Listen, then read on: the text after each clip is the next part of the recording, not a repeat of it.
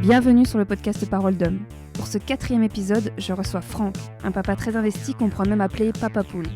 Avec lui, on parle de son désir de paternité, du choix de la maman, de ses modèles de père, de son organisation au quotidien et bien sûr de la charge mentale. Bonne écoute. Alors bonjour Franck. Franck, Bonjour. t'as 42 ans et t'es papa d'un petit garçon de 3 ans. Oui. Alors, moi, c'est des amis qui m'ont recommandé. Ils m'ont dit que t'étais un papa un peu très investi. Bah complètement. Ouais. Ouais, carrément. Tu te sens super à l'aise dans ton rôle de papa. Ouais, j'adore. Et t'as toujours su que tu voulais être papa ? Non. Enfin, j'ai toujours senti que je le serais. Je me suis pas trop pris la tête dessus. J'ai senti que j'allais l'être un jour, mais c'est pas quelque chose que j'ai fait spécialement tôt. Tu vois, je suis papa depuis que j'ai 40 ans. Ouais. Par contre, je suis devenu papa tout de suite, quoi. Enfin. Dès que t'as su que t'allais être papa ou dès qu'il est né ? Ouais, dès que j'ai su que j'allais être papa. Ah ouais ? Mm. Parce qu'il y a beaucoup de papas qui disent ça a été vraiment concret le jour où je l'ai eu dans les mains. Moi, j'ai pas trop ressenti ça. Après, je pense qu'on a tous des trucs différents, mais Ouais. c'est vrai que nous, on lui parlait déjà beaucoup avec ma femme. On lui parlait déjà beaucoup quand il était dans le ventre. Et des trucs tout simples, hein, mais comme on sentait qu'il y avait du répondant, je dirais que quand j'arrivais d'un côté de la pièce et je disais coucou, machin, les pieds partaient dans ce sens-là et tout ça. Donc du coup, on s'est un petit peu amusé à dire. Moi, je disais souvent coucou, c'est papa, ça va là-dedans et tout. Puis après, t'oublies parce qu'en fait, bon, ça reste quand même évidemment concret, pas concret, quand même. Ça, c'est une réalité. Mais je pense que quand Paul est arrivé, j'avais plus l'impression qu'on se retrouvait il y a 5 minutes quand je lui parlais dans le ventre. Ouais, tu vois, comme si on se trouvait de l'autre côté de la porte, quoi, si tu veux, plutôt que le choc, genre plutôt que genre salut, j'avais pas capté réalisé. que t'allais arriver, quoi, tu vois. Ouais. Donc il y avait un truc comme ça de continuité, en fait, que j'ai senti même chez lui, en fait, à vrai dire, hein. Ah ouais. Parce que quand je suis allé le récupérer dans la pièce d'à côté, puisqu'il devait lui nettoyer le nez, tout ça, je suis arrivé, je savais pas trop quoi faire, en fait, parce que t'es un peu largué, c'est des journées très longues, c'est un peu, voilà, tu vois, même pour le papa, hein, en fait, Ouais. tu vois. Donc j'arrive et je fais coucou, c'est papa, je savais pas quoi dire, tu vois. Et il était dans une espèce de boîte en verre, ou je sais pas quoi, je fais, coucou, c'est papa, et il a tourné la tête direct, il m'a regardé dans les yeux, quoi, genre comme s'il avait reconnu la même voix qu'il entendait Depuis avant, les 9 en mois. fait. Ouais, tu vois, donc et j'ai senti que c'était déjà là, quoi, en fait. Une évidence. Ouais, une connexion déjà faite. Donc. Et donc, voilà. t'as su que c'était la bonne, la maman, rapidement, ou c'était l'âge qui faisait que ça se proposait bien à toi, mais... Bah, oui, c'était la bonne. Enfin, voilà, je l'ai épousée, tout ça, elle m'a épousé, donc je me dis, Oui, ouais, mais t'en as eu on d'autres s'était dit avant. ça. T'en as eu d'autres avant où ça aurait peut-être pu être les bonnes aussi. Ouais, après, je pense que là, nous, on est. Attention, En fait, je veux pas de séparation à cause de... Non, c'est pas ça. C'est que je pense que c'est quelque chose qui nous a paru évident. Et puis, on n'a pas fait beaucoup d'essais. On a eu la chance que ça soit pas compliqué et tout. Donc, quelque part, tout a été très, très naturel. Ouais. Donc, voilà. Après, des fois, quand t'as 20 balais, tu rencontres quelqu'un, il y a une espèce de passion folle. Et tu te dis, je veux un enfant de toi, ou toi, machin. Et en fait, bon, c'est plutôt une impulsion d'amour et un fantasme, etc. Là, on n'est pas dans ça, en fait. On est vraiment dans quelque un chose de truc. plus posé. Ouais, carrément. Ouais. Et t'as eu des... Enfin, t'as lu des livres, t'as eu des modèles, t'as des références pour être un papa, un bon papa. Enfin, si vraiment il y a des bons papas, parce que je crois que ça s'improvise aussi d'être surtout parent. C'est Ouais. beaucoup de Je l'improvisation. crois que c'est beaucoup d'impro, ouais, en effet. Non, je pense pas qu'il y ait vraiment de modèle. Après, j'ai pas trop lu de trucs avant. Des bouquins, des guides. Avant la naissance, non, pas trop. Par contre, parfois, je me suis référé à des articles, des choses comme ça. Voilà, c'est comme un peu tout le monde, tu vois, tu te poses des questions, tu te dis, non, c'est normal qu'il fasse ça là.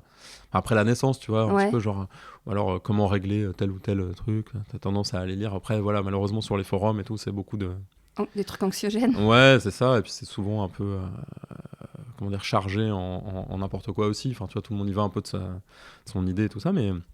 Je me suis pas tant documenté que ça parce que en fait, moi j'ai quand même l'impression que c'est en fonction de comment tu es à l'aise avec toi-même et aussi c'est aussi l'enfant qui t'apprend à être parent, quoi. Enfin, Parce que je me suis amusée à... Enfin, j'ai posé la question sur les réseaux et j'ai regardé de mon côté, mais en fait, quand on regarde un peu dans les films, dans les séries, il n'y a pas trop de modèles de papa... Parce qu'on reproche souvent au papa d'être pas très féministe et de ne pas faire grand-chose... Enfin, même si ça change, il n'y a pas beaucoup de modèles d'hommes qu'on admire. On se dit, ah ouais, putain, celui-là, c'est vraiment un papa, il est cool, quoi. Il fait ça bien. Ouais, après, c'est vrai que il y a beaucoup de clichés, quoi. Ouais, On n'est pas forcément dans la carte postale non plus, noir et blanc, d'un mec avec un six-pack et un gamin sur le dos en voilà. permanence, quoi. Ouais. Je pense que c'est vrai que j'ai pas songé à des modèles de papa, en fait. Moi, j'ai grandi avec plein d'amour et c'était aussi quelque chose d'assez naturel et tout. J'ai eu cette chance-là. Donc, je pense que je reproduis ça. Ça m'a paru évident de partir dans cette optique-là, en fait. Je pense que quand t'as un enfant, si t'es pas à fond, si t'es pas. Comment dire, c'est très fatigant, c'est chronophage, tout ça. Tu vois, il y a plein de Oui, choses. oui. Si t'es pas à fond, si t'es pas en mission pour que ça se passe bien et que ça soit cool, bah tu subis. Moi, j'aime pas trop subir, donc je suis à fond. Tu Et vois, c'est justement, cool. il y a une question en rapport à le fait de subir et d'être à fond, etc. Enfin, ça, c'est une question qui m'a été posée. Est-ce qu'on doit faire le choix de bosser à fond, beaucoup, s'investir dans son travail pour avoir beaucoup d'argent pour miser sur l'avenir pour l'enfant? Ou à l'inverse, dire, bon, je bosse moins, limite, je prends mon congé de paternité Mhm. et je gagne moins d'argent, mais au moins, je suis à fond pour mon gamin. Alors, Une fois que l'enfant est là, en ouais, fait. ouais. Écoute, moi j'ai eu la chance de passer beaucoup de temps avec lui dans ces 3 premières années. Et je me rends compte que peut-être au tout début, ça a mis en sommeil un peu des choses pour moi professionnelles, mais pas très longtemps. J'ai vécu des moments privilégiés enfin, c'est un peu des clichés, mais que je pourrais pas revivre de toute façon plus tard en fait, et que j'aurais pas pu vivre si j'avais bossé tout le temps. Moi, je l'ai beaucoup gardé, je me suis beaucoup occupé de lui. Et j'ai quand même réussi à travailler, parce que ce que ça fait aussi à un enfant, après moi je suis musicien, donc mon travail est créatif et je peux aussi le gérer, je peux gérer mon timing, mon Oui, t'as temps, pas le bureau etc. où tu dois aller de 9h Voilà. à... Donc cette chance, c'est que ça m'a insufflé plutôt une espèce de niaque et de clairvoyance, plutôt que ça m'a enlevé quelque chose. Donc voilà, un enfant, il a besoin de soins, d'attention, de présence, etc. Et de manger, et tout, évidemment. Enfin, enfin, dans un premier temps, ça coûte pas un bras non plus. Enfin, faut pas Mm. déconner, quoi. À mon sens. Tu vois, la principale chose à faire, c'est d'être là, quoi. Ouais, mais parfois c'est compliqué quand il y en a qui ont des boulots hyper preneurs. Euh, C'est d'autres types de schémas. Ça, c'est un schéma, par exemple, que je connais pas, donc du coup, c'est vrai que ton c'est père, difficile. enfin ton père était pas comme ça? Bah, moi, ma mère était plus présente que lui, parce qu'elle bossait souvent de la maison, elle avait des clients à la maison et tout ça. Donc, moi, mon père, c'est vrai qu'il partait assez tôt, et puis il revenait à 19h30, un truc comme ça, enfin, un truc assez classique finalement. Donc, effectivement, c'est plutôt ma mère qui me récupérait à l'école ou que je retrouvais après, et qui était présente à la maison. C'est un autre type de schéma que ce que moi j'ai vécu, puisque chez nous, c'est plutôt l'inverse. Ça a plutôt été souvent l'inverse. Donc, voilà.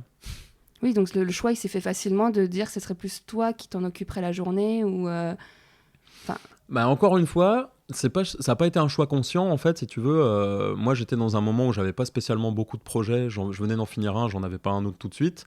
Et ma femme, en fait, elle devait reprendre le boulot pour qu'on ait des sous, etc. Donc, et puis, elle avait des projets qui tombaient. Donc, elle travaillait à la télévision, elle est monteuse télé. Il s'est trouvé ce moment où on a trouvé une nounou, mais on se disait en même temps, on va pas le mettre 5 jours par semaine. En fait, on avait cette possibilité de se dire que on n'avait pas envie de devenir minoritaire en termes de temps de présence de notre enfant, en fait. Donc, et puis on n'avait pas non plus envie que ça nous coûte trop cher non plus de nounou. Donc on a fait un truc où il était gardé 3 jours par semaine, 2 jours puis 3 jours, et où mes parents le gardaient un jour. Et moi, je le gardais un jour entier, etc. Et après, il y avait des roulements.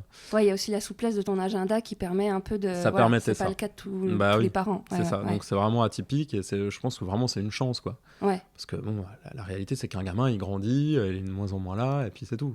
Tu vois, c'est quand même une vérité, tu vois. Après, il y a un truc je sais plus, c'est dans une discussion que j'avais eue avec des parents, sur le fait que c'est souvent quand la maman gagne plus que le père, que le papa plus facilement accepte de rester à la maison.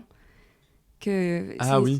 Dans les statistiques, apparemment, ce serait plus souvent ça le cas. L'homme a du mal à faire le choix. Après, ça paraît évident, entre guillemets. C'est celui qui gagne le plus d'argent qui va Bah ouais. travailler, mais... Bah ouais, c'est un travail d'équipe, quoi, Ouais, de ouais, cette, ouais, ouais. sur cet aspect-là aussi, quoi. Ouais, parce que du coup, tu fais des économies de nounou et... ouais, ouais. Bah ouais, carrément. Après, c'est vrai que c'est des moments géniaux, quoi. Pour le coup, je pense que ça a été très dur pour ma femme de devoir repartir au travail quand même si, quelque part, faut pas se mentir, quand t'as un enfant, aller au boulot, c'est quand même le moment où tu vas te reposer.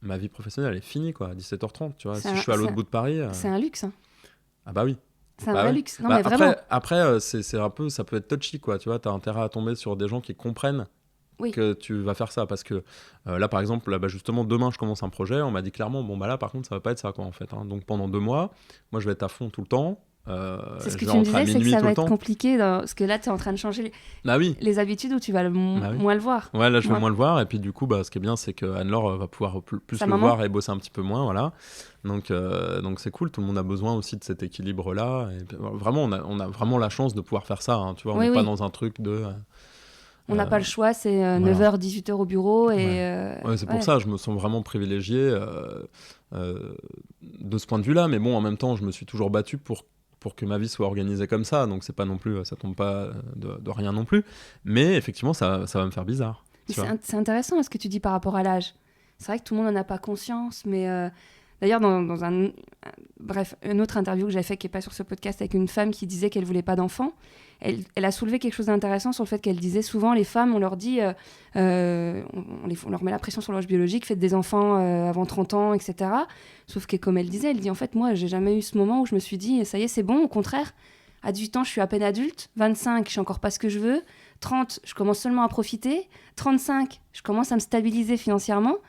Bon, vous, les hommes, vous avez la chance de ne pas avoir la même pression d'horloge biologique que nous, mais la question d'avoir un enfant à 25 est forcément pas la même que de l'avoir à 40. Bah ouais. Non, mais aussi parce que t'es moins posé. Enfin, je sais pas le terme posé.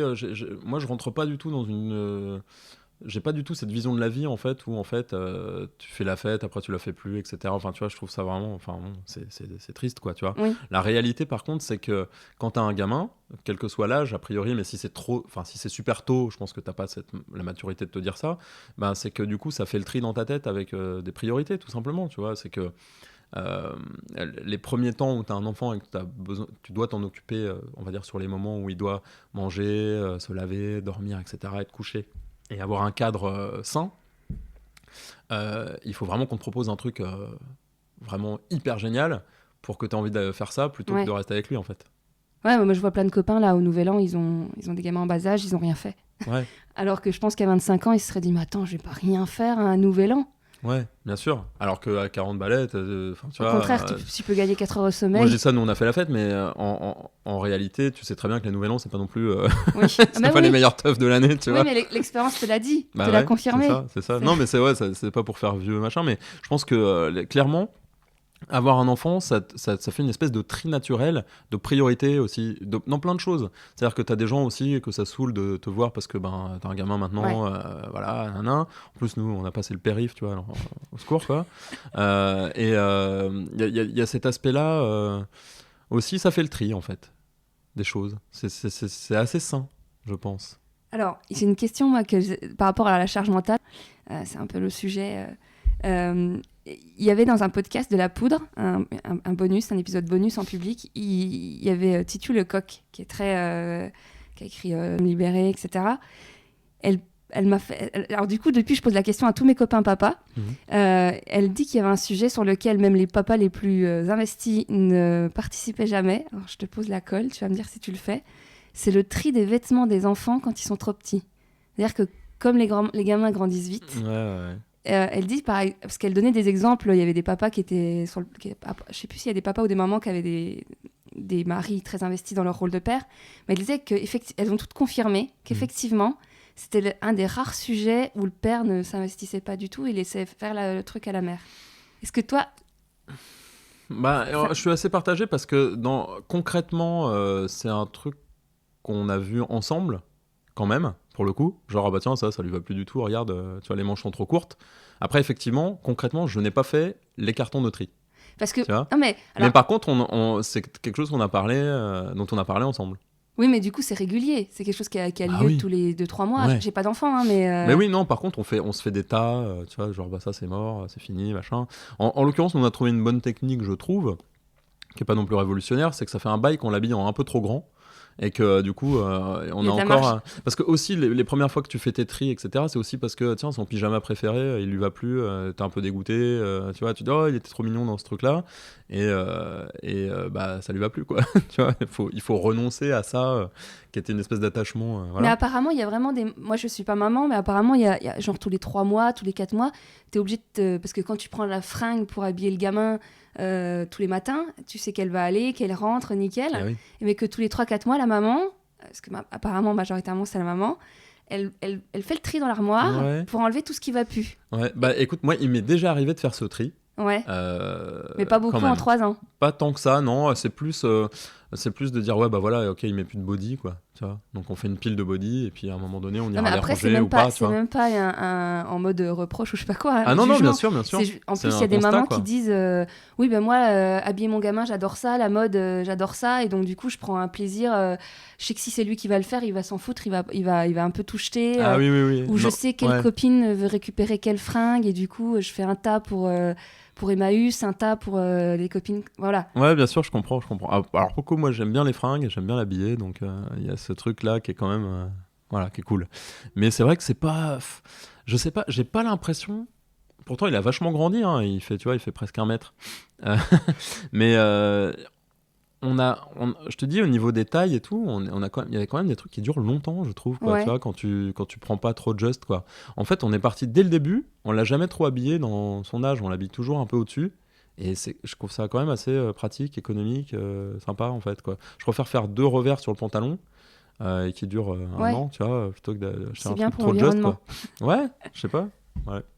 Et entre papa, vous parlez, vous me posez des questions sur des trucs, tiens, toi tu fais comment, ou ça t'est arrivé ça, ou Oui, oui, oui. ouais, Ouais, ça m'arrive, ouais, carrément, ouais. ouais, tout le monde est assez ok pour parler de ça, Bah oui, après, je pense que t'as toujours des gens qui ont l'impression que c'est pas cool de parler de ça, c'est pas rock'n'roll et tout, on va pas en Ouais. parler 3 plombes et tout. Mais en réalité, entre papas, on se dit toujours. Enfin voilà, on se dit quand même les trucs, quoi. Ouais, Après, ça nous prend pas 3 heures, quoi. Je pense.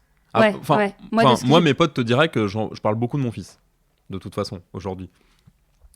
Pas parce que, en fait, ce que tu vis dans une semaine, au quotidien, dans une année, dans un mois et tout ça, c'est aussi vachement dépendant de. Enfin, pas dépendant, mais c'est aussi lié à l'évolution d'un gamin, tu vois. Quand t'as un gamin qui sait d'un coup faire un truc super cool ou je sais pas quoi, ben, ça fait partie de ta vie, donc t'as envie d'en parler.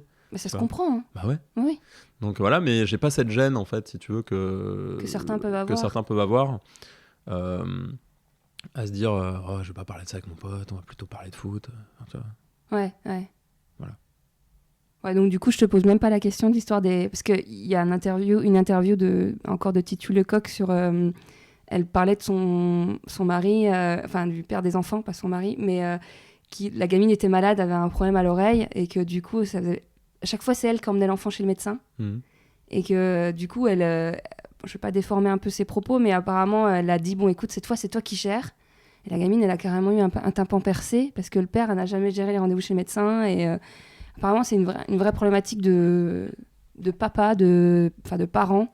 Ouais. C'est tout le temps la maman qui va chez le médecin et qui emmène les enfants chez le médecin. Ouais, non, bah nous, non. Ouais, du coup, non, la Pas du question se tout. pose pas du Pas tout. du Ouais. tout. Bah, après, je suis peut-être un peu papa poule, mais non, en fait, on gère vachement, déjà parce qu'il fait de l'asthme.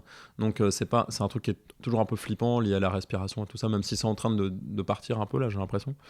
Moi, j'ai eu des dizaines de rendez-vous chez le médecin où, de toute façon, ma femme était au boulot, donc j'y suis allé, quoi. Tu vois, j'ai pris le rendez-vous, j'y suis allé, enfin, tu vois, il n'y a rien de... C'est vraiment très naturel. Enfin, moi, je compartimente pas. C'est pas pour dire moi mais je compartimente pas. On n'a pas compartimenté les tâches en fait.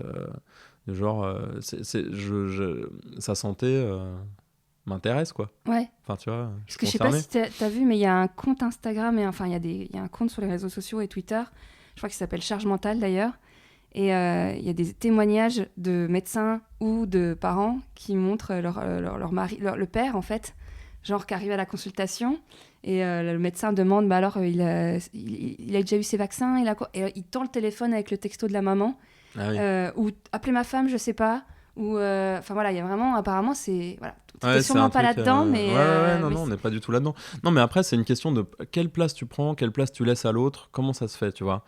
C'est l'organisation, le fait, par exemple, de passer beaucoup plus de temps avec ton enfant que ton conjoint Tu fait que, t'investis plus. fait que, inévitablement, c'est toi qui vas devoir prévoir le repas, le rendez-vous du médecin, de t'arrêter à temps pour aller le chercher, etc. C'est normal, quoi. T'as pas le choix, c'est comme ça. Donc au début, c'est pas naturel, et après, ça devient naturel. Et après, il faut arriver à laisser la place à l'autre quand même, de revenir. Enfin, c'est pas évident. Moi, je sais qu'au début, je pense que ma femme, elle en avait un peu marre que je dise tout le temps, ah bah non, il fait pas comme ça d'habitude. Enfin, tu vois, on a vécu ça aussi, tu vois, Ce qui est qui se passe peut-être souvent dans inversé le à sens. l'envers. Voilà, ouais, Voilà. ouais. Mais nous, on l'a vécu et je pense que ça l'a bien fait chier, tu vois, plein de fois, quoi. Et il faut en parler et tu vois, c'est un peu. C'est pas évident parce que t'as un truc un petit peu, je dirais, alors, c'est pas le syndrome de Stockholm, mais tu vois, t'es beaucoup avec l'enfant, tu t'occupes de toute la logistique. euh, en grande partie. Et du coup, c'est normal de laisser aussi la place à l'autre, mais c'est pas forcément évident. Parce que tu as ce truc d'habitude que tu as pris. Alors là, les trucs, tu les mets tout le temps là parce que c'est pratique, machin. Il faut accepter que l'autre fait pas pareil, mais que c'est bien quand même. C'est vachement intéressant d'avoir ce côté miroir parce que moi, j'ai principalement que des témoignages de copines qui disent les choses que tu dis Ouais. là. Et moi, j'ai toujours mes habitudes, je sais où vont tel truc pour les enfants. J'aime pas quand il vient dans mes pattes, quand il fait ça. Donc, du coup, je préfère faire, comme ça, c'est bien fait. Et Ouais, ouais. Non, mais je comprends, hein, c'est super pas évident, mais tu vois, de la même façon que. Enfin, c'est très primal, quoi. Tu t'occupes d'un petit être qui a pas encore son autonomie, tu vois. Donc, on est dans un truc. De la même façon qu'un gamin, tu vois, sa personne préférée sur le moment, c'est la personne qui vient de lui donner à manger, quoi. Enfin, ouais, pendant un moment. On est tous, on est des c'est animaux, primaire, quoi. tu Ouais, vois. ouais. Donc, si t'es là, tu vas tout le temps le chercher, etc., machin, bah, tu deviens son phare. T'es son attache principale, quel que soit, enfin, que tu sois son père ou sa maman. Voilà. Évidemment, l'attachement à la mère, au père, etc., je dirais ancestralement, n'est pas de la même nature, pas forcément, mais nous, on l'a vu beaucoup. Moi, je suis très content que ça se soit bien rééquilibré, etc., mais j'ai vu des moments où Anne-Laure travaillait beaucoup, finissait tard, était crevée le matin et tout ça, donc moi, je gérais ces moments-là, et le petit, il le fait payer, tu vois, Ouais. c'est pas évident, quoi. C'est pas évident, donc elle Et avait pas le droit d'aller le voir le matin, machin, enfin, tu vois, c'est chaud, quoi. c'est marrant de voir que c'est pas une question de sexe. Enfin, Ah marrant, bah c'est non, pas le hein. mot, mais c'est intéressant de voir qu'en fait, c'est juste une question de personnes et de parents, de l'attitude qu'il a, enfin, comment il est avec l'enfant. Bah ouais, bah Ouais, ouais. ouais. Après, est-ce que c'est lié à la part de masculinité, féminité qui est en toi, tu vois? En fait, je crois aussi vachement que quand par exemple tu es au boulot toute la journée, tu traînes une énergie aussi un petit peu de travail, quoi. En fait, qui est forcément, tu es chargé de l'énergie des trucs que tu as eu à Le gérer, stress. stressant ou pas, ou excitant ou machin. Quand tu passes la journée à la maison, etc., c'est très différent. Euh, Même si tu traînes en toi une envie de sortir, tu vois, par exemple, ou de faire autre chose. Euh, voilà, les enfants, c'est un peu des éponges, c'est un peu cliché de dire ça, mais il y a ce côté-là. Donc, ils savent qui est à l'aise, qui a l'habitude de faire ça, qui ça va déranger. Enfin, il y a un petit côté, j'allais dire c'est pas forcément volontaire, mais s'ils sentent qu'il y a un des deux parents sur le moment qui est un peu énervé, qui est un peu mal à l'aise, etc., de toute façon, ils vont aller vers l'autre.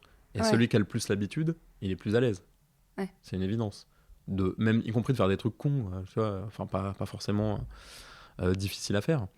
Mais c'est important d'équilibrer ça. Moi, j'ai connu des papas qui avaient pas trop leur place, qu'on laissait pas prendre leur place non plus. Voilà.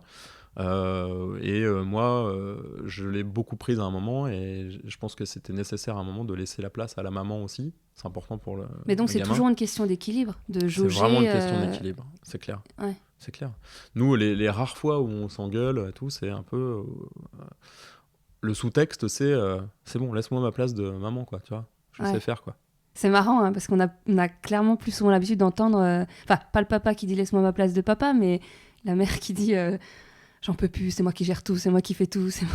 Alors que c'est complètement, si tu veux, ce qui est bizarre, c'est que quand tu pars faire un boulot, quand tu pars au boulot, euh, quoi qu'il arrive, c'est un peu comme dans la vie, en fait. Celui qui part faire un truc, c'est jamais celui qui reste au même endroit à attendre. T'as pas le même ressenti du temps, en fait, je trouve. Hmm. Oui, Parce que t'es dans l'action. Tu te déplaces, t'es plus sur ton axe habituel. Et du coup, le temps passe différemment, plus vite, même si ton enfant te manque, même si t'as... oui, ouais. Et du coup, c'est aussi là que souvent la charge mentale incombe à celui qui reste. Parce que en fait, la logistique, elle se fait là. Alors, ça peut être très équilibré. Tu peux faire les courses quand t'es le midi au travail et puis ramener le repas du soir. C'est pas la question. Les rendez-vous par téléphone. Mais il y a ce truc de perception du temps, c'est que quand tu t'absentes, tu peux pas être le témoin de ce qui se passe à l'endroit où ça se passe, quoi. C'est comme ça. Tu peux pas avoir cette perception. Tu peux pas te rendre compte de la charge mentale de l'autre, en fait. Enfin, t'as quand même un fil tendu. Moi, je sais que pendant des mois, c'était comme ça. Maintenant, c'est beaucoup plus équilibré. Hein. Tout le monde est plus heureux, je pense. Mais même si tu te dis, c'est un moment privilégié, c'est génial et tout ça, accompagner ton môme, prévoir ce qu'il va manger après, aller le chercher, récupérer, le laver, le coucher, tout ça, ça reste... j'aime pas trop le terme de charge mentale d'ailleurs, mais ça reste un truc... le fil, il est tendu, en fait. Il n'y a pas vraiment de moment de la journée où ton cerveau ne sait pas qu'il va y avoir ça. Inévitablement, en fait, tu vois.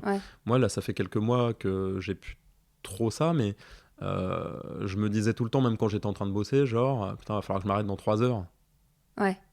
Voilà. Tu vois, c'est bizarre, en fait. C'est assez subtil comme sensation, mais c'est pas... Mais c'est pas pareil que de se dire, attends, dans 3 heures, j'ai ma séance de sport, ou j'ai mon... Non, voilà, tout ça, c'est des trucs, c'est pas facile de les exprimer non plus. Parce que pendant ce temps-là, l'autre qui est au boulot, par exemple, se dit attends, t'as trop de la chance, ça va, tu vois, t'es en train d'empiler des cubes, c'est cool, quoi, tu vois. Mais en réalité, c'est pas non plus ça, tu vois. Et donc, du coup, dans l'idéal, ce serait que les deux voient un peu ce que c'est que d'être à la maison avec l'enfant pendant un certain temps. Ouais. Dans l'idéal. Je pense sincèrement que c'est ça, ouais, c'est sûr. Donc, l'histoire du congé comment on dit, paternité, qui soit plus allongé, toi, ça te parle carrément. Ah bah oui. Ouais. C'est sûr. Ouais. C'est sûr. Après, il paraît que dans les pays scandinaves, même quand ils ont le droit, enfin qu'ils ont ce congé-là qui a été... les parents, majoritairement les papas le prennent pas. Ah oui ? Ouais, les chiffres sont pas très très élevés. Peut-être parce que c'est justement pas rentrer dans les mœurs ou... après, ça dépend. Si tu sais que de toute façon, dans la boîte où tu bosses, c'est pas super bien perçu de le faire quand même, j'en sais rien, et ça va te coûter quelque chose après, de toute façon. Ouais, dans ta carrière. Ouais, c'est pas évident, hein, c'est sûr. Ouais, encore une fois, nous on est dans un cas de figure particulier en termes de boulot et tout ça. On est un peu, on est indépendant, quoi. Donc. Ouais, ça laisse une souplesse d'agenda qui a pas de prix. Bah ouais. T'as un dernier conseil que tu voudrais donner aux jeunes papas ou aux futurs papas ou... Non, mais c'est vrai, un truc que tu t'es dit, tiens, si on me l'avait dit avant d'être papa, ça m'aurait pas facilité les choses ou ça aurait été cool ou... Ouais, je sais pas, j'ai pas vraiment de conseils, mais je pense qu'il faut faire confiance à l'enfant. En fait, tu rencontres un être qui a une personnalité, en fait, assez tôt, enfin tout de suite, tu vois. Donc c'est aussi lui qui, de manière naturelle, va t'apprendre à être parent. C'est quand même hyper bien foutu, c'est-à-dire que les trucs qui doivent arrivent dans l'évolution d'un enfant. Soit à moins que vraiment, tu vois, il y ait des galères et tout, mais en gros, si tu lui parles, il va parler, si tu le laves, il sera propre, et si tu le nourris, il aura mangé, il va grandir. Enfin, tu vois, c'est tout bête, c'est hyper naturel, en fait. Moi, c'est ça que je savais pas, pour le coup. C'est que t'as l'impression qu'il y a 1000 choses à faire, et en fait, c'est un vrai travail d'équipe, mais y compris avec l'enfant. D'être à l'écoute de l'enfant. Bah ouais. Et après, voilà, tout le dosage et tout. Si tu veux, c'est beaucoup au jour le jour aussi, parce que quand tu te projettes, tu te dis... Tu te doutes bien que de toute façon, même si tu fais comme ci ou comme ça, de toute façon, il y a des périodes de vie de l'enfant où ça te retombera dessus. Tu vois, on a toujours l'impression qu'on a bien fait, mais en fait, c'est pas ça qu'il fallait faire. On a trop fait, on n'a pas assez fait, peu importe. Et je pense qu'il faut pas trop se prendre la tête là-dessus. Un enfant, il a pas besoin de grand-chose, tu vois. On est tous en train de leur acheter des fringues, des machins, des trucs, mais en fait, le gamin, il s'en fout, quoi. Franchement, il s'en fout, quoi, tu vois. Les 3/4 du temps, le plus gros jouet qu'il a, il joue pas avec, il joue avec le bout de bois qui est à côté. Tu vois, donc limite, moi, par rapport à la question qu'un des auditeurs m'avait demandé de poser, c'est qu'en fait, le mieux, la meilleure chose, c'est de consacrer du temps à son enfant. Ah ouais, j'en suis persuadé. Ouais. Je suis persuadé. Parce que, alors après, toutes les carrières, tous les travaux, tous les métiers sont pas forcément évolutifs de la même façon, mais sincèrement, je pense que ça te donne un influx qui est différent. Quand t'as un enfant, t'es en mission, quoi. Enfin, moi, je le sens comme ça. Donc, de toute façon, tu vas mieux bosser aussi, tu vas être meilleur, tu vas être plus clairvoyant, même si t'es fatigué, tout ça, tu vois, parce qu'il y a il y a autre chose de plus que tu as. Tu le fais, c'est plus que pour ta gueule, quoi, en fait. Il y a ça aussi qui change la donne. Et souvent, on est tous, malgré le fait qu'on soit tous plutôt égocentrés, on est tous un peu meilleurs pour les autres que pour soi-même, souvent. C'est plus facile comment dire, c'est pas évident à formuler, mais j'ai l'impression quand même que ça te donne une énergie supplémentaire d'avoir un enfant et que ça te donne encore plus de patates, quoi, je pense. Ça t'enlève rien, en fait. Tu vois. Voilà. Ok. Donc moi, je pense sincèrement que c'est pas la peine d'élaborer tout un truc où il faut avoir absolument la maison idéale avec Les parents parfaits qui n'existent pas. avec le travail machin et tout ça, quoi, tu vois. Évidemment que si t'es super à l'aise financièrement, tu te poseras moins de questions et tout ça, mais Ouais, tu pourras plus facilement faire garder pour aller faire un resto entre parents, ou même pas, ouais. Ou je sais pas. ouais. La chance qu'on a aussi, et je pense que ça fait partie au fait de pouvoir organiser notre temps et tout ça, c'est qu'on a aussi des grands-parents qui sont pas forcément loin et qui peuvent être des relais. Et que Ça, apparemment, c'est très important. Et je n'ai aucune idée de comment aurait été ma vie et de où j'en serais aujourd'hui si j'avais eu un boulot à plein temps et pas mes parents à côté. Ouais. Tu vois, ça veut pas dire qu'ils sont tout le temps chez moi et tout ça, pas du tout, mais il est Et arrivé un boulot que... à plein temps, peut-être pas payé, pas bien payé en tout cas. Oui, voilà, Ouais. c'est ça aussi. Et donc voilà, je peux absolument pas me prononcer là-dessus et je me doute bien que c'est encore plus compliqué. Donc c'est pour ça que c'est intéressant d'avoir des témoignages divers, tu vois, d'avoir des retours d'expérience de vie, parce que chaque expérience, il y en a à prendre et à laisser en fonction de ce que tu vis, quoi. Bah oui. Mais je pense qu'on est quand même dans une époque où c'est intéressant d'essayer de vivre un peu autrement quand on peut.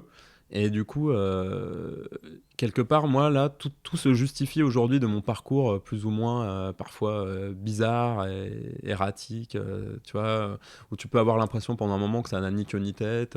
Mais au final, j'ai appris à travailler vite. Maintenant, je sais pourquoi. Parce que ça me permet de pouvoir faire ça. Ça veut pas dire que je bâcle les choses, mais c'est une nature qui s'est développée, c'est une méthode. Et puis, j'ai libéré du temps au fur et à mesure, sans pour autant moins travailler, par ce biais-là aussi. Et je me rends compte que c'est un vrai luxe. Ouais.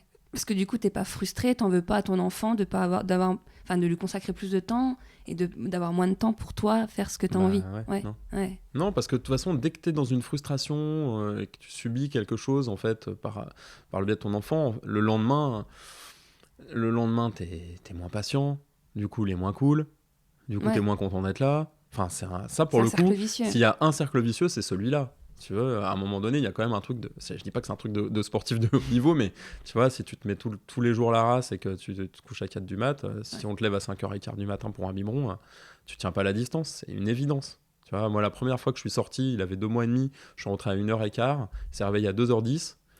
Je me suis dit, ok, je vais me calmer, je le referai dans quelques temps. Il avait quel âge ? Il avait 2 mois et demi, quoi, tu vois. Ouais, 2 mois et demi, ouais. Tu vois ce que je veux dire ? Tout est un dosage, quoi. Et du coup, tu vois, moi qui n'ai pas d'enfant, à force d'entendre tous ces témoignages-là, tu comprends mieux pourquoi après, tu as des copains que tu vois moins, qui sont moins dispo pour t'appeler, qui sont moins dispo pour faire des trucs, et qui en ont un peu rien à foutre de tes problématiques perso. Ils sont plus concentrés à savoir quand c'est qu'ils vont dormir. Je pense qu'il ne faut pas se priver de faire des choses intéressantes et sympas, et tout, de voir ses potes et tout. Par contre, moi, ce que j'ai trouvé comme méthode à un moment au début, en tout cas, c'était le truc où tu as envie d'aller, tu y vas quand même, mais tu restes 1 heure. Et c'est pas grave. Enfin, tu vois, c'est pas parce que t'es sorti boire un coup avec des potes à un vernissage je ne sais quoi ou aller voir un truc que t'es obligé de rester jusqu'à 6 du mat non plus. Enfin, mais oui, en fait, il y a plein de façons de faire autrement. Et je pense que, par exemple, aller quand même là où sont tes potes ce soir-là et trouver le moyen d'y aller, quitte à y aller avec ton gamin. Mais t'en as encore envie au bout d'un moment, parce que j'ai l'impression qu'il y a certains parents, ils en ont plus envie, ils ont plus la force d'y aller, quoi. Si. Ouais. En fait, il y a un autre truc dont je suis certain, c'est que un enfant, il a besoin de sentir que ses parents font des choses pour eux-mêmes aussi. Sinon, ils te respectent pas, en fait, au bout d'un moment. J'en suis sûr. C'est-à-dire qu'il demande toute l'attention, mais il a besoin de rencontrer un être entier, quoi, avec une colonne vertébrale, une verticalité, et puis des passions, des choses, tu vois. Parce que sinon, le gamin, arrivé à l'adolescence, nous, on n'en est pas encore là, mais j'ai vu plein de choses comme ça, et je l'ai vu chez des amis qui ont des enfants plus grands, ou même par rapport à mon expérience, moi qui étais enfant, tu vois, ou ado. T'as besoin de sentir que tes parents ne se sont pas complètement non plus. C'est pas parce que tu t'es bien occupé d'un enfant que tu as dû te sacrifier ou t'oublier, Ouais. ou te nier, etc. Parce que ça, en fait, c'est pas excitant, même pour un gamin. Ouais, puis t'es censé être un peu son modèle hein, au départ. Bah ouais, et t'es pas une carcasse creuse, quoi, tu vois. Ouais. Donc, arrêter tous les trucs que t'aimes bien, c'est pas une solution non plus, parce que de toute façon, c'est peut-être une solution un temps, mais c'est pas un truc que les enfants admirent non plus, tu vois. Ouais. Je pense sincèrement, c'est Ouais. marrant, c'est une espèce de boucle comme ça. Moi, j'ai vu pas mal de gens qui mesuraient un peu le temps qu'ils consacraient à leurs enfants pour en garder pour eux. Ouais. Et plus tard, je trouve ça assez payant aussi, dans le sens où les gamins ont toujours une relation cool avec eux parce qu'ils se disent ouais, bah, il a pas complètement renié sa nature pour moi. Parce Ouais, qu'en fait, puis j'aime il y a une bien. ingratitude évidente. Hein, en fait, un enfant, si t'as tout donné, le môme il fait bah, c'est bon, vas-y, je vais te prendre encore, quoi, tu vois. C'est trop évident. C'est pas conscient, mais Mhm. c'est comme ça. Enfin, j'ai l'impression que c'est comme ça en tout cas. Alors que si tu restes, tu restes un peu droit, tu vois, tu restes dans ton truc, tu fais, bah moi j'aime faire ça, donc je vais faire ça là, C'est ok. surtout qu'un jour ou l'autre, les enfants s'en vont. Bah oui. Donc, c'est tous ceux qui ont. Moi, j'en connais, hein, des personnes qui arrivent à la retraite et qui ont tout donné pour leurs enfants, Mhm. qui ont bossé, élevé leurs enfants et qui arrivent à la retraite, ils savent pas quoi faire. Mhm. Ils ont abandonné passion, ils ont abandonné toute activité. Bah ouais. Et puis élever un enfant, j'imagine que c'est aussi leur donner le goût d'être quelqu'un qui fait ce qu'il aime. D'être Enfin. quelqu'un d'épanoui, hein, Bah ouais. d'heureux. Bah ouais. Donc voilà. Bon, bah, merci beaucoup. Merci. Merci d'avoir écouté jusqu'au bout. Comme à chaque épisode, vous retrouverez toutes les références citées sur paroledhomme.fr au pluriel, ainsi que tous les liens vers les réseaux sociaux pour suivre le podcast. Si vous souhaitez participer aux prochains épisodes, n'hésitez pas à me contacter. Même si vous n'habitez pas en région parisienne, je peux éventuellement me déplacer. À très vite.